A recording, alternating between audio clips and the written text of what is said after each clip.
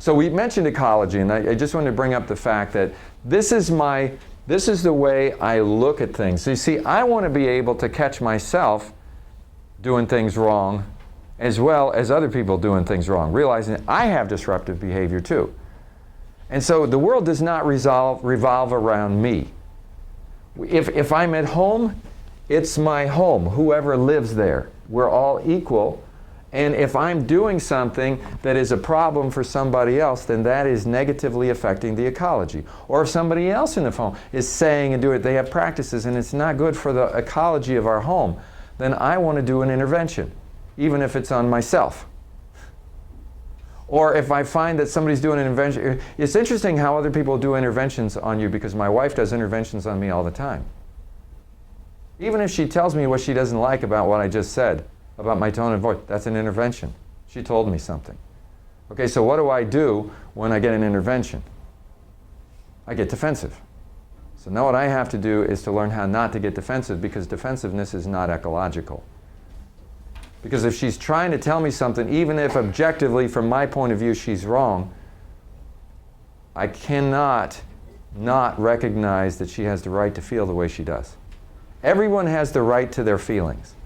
And this is a problem that we have sometimes, is we try, in our own view of objectivity, we say, that's wrong. That's faulty thinking.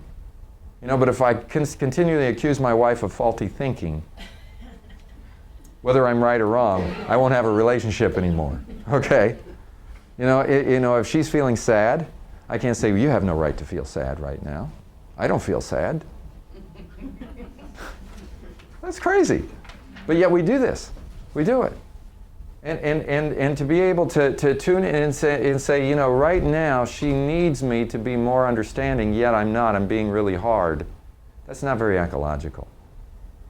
So you can get very subtle, or you know, on one hand, you know, if there's drug abuse going on, I mean, that's like a big deal. That's not ecological for the family. I don't care who's doing it. There needs to be an intervention. And that's a big thing. That's really obvious. You know, or you know, if your husband is a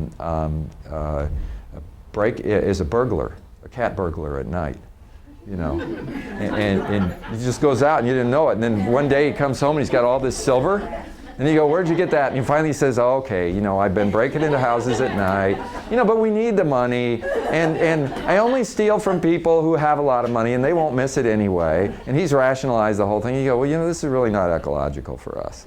I mean, you could go to jail, and then where are we going to be, and all kinds of stuff. We have to, you just can't let certain things just go on. It's a problem for the family. It's a problem for the team. And sometimes it's you. But we have to be ecologists. You know, you look at how the earth could get destroyed by good intentions. A factory, they say, well, we got to make money, and this money is important because there's jobs for the community, yet they're pumping all this waste into the air and into the water. So I don't care what your good intentions are. We have to think ecologically. And so we have to do the same. And there's your personal ecology. I know a lot of people who have very poor personal ecology. They take drugs. It's not good for themselves. They do things that are bad for their health, and they do it anyway. And they say, why do you do this? Well, I know it's bad, but you know, I can't stop. And you think about your own personal ecology. Say, do I ever do things that are not good for my own personal ecology? We all do. Well, if you're aware of it, stop it. Just stop it. I can't stop. Have you ever seen people have a hard time stop smoking? And they say, I know that smoking is bad for my health. I've tried to quit many times, but then, you know, they're talking to you with a cigarette in their mouth, standing out here in the snow.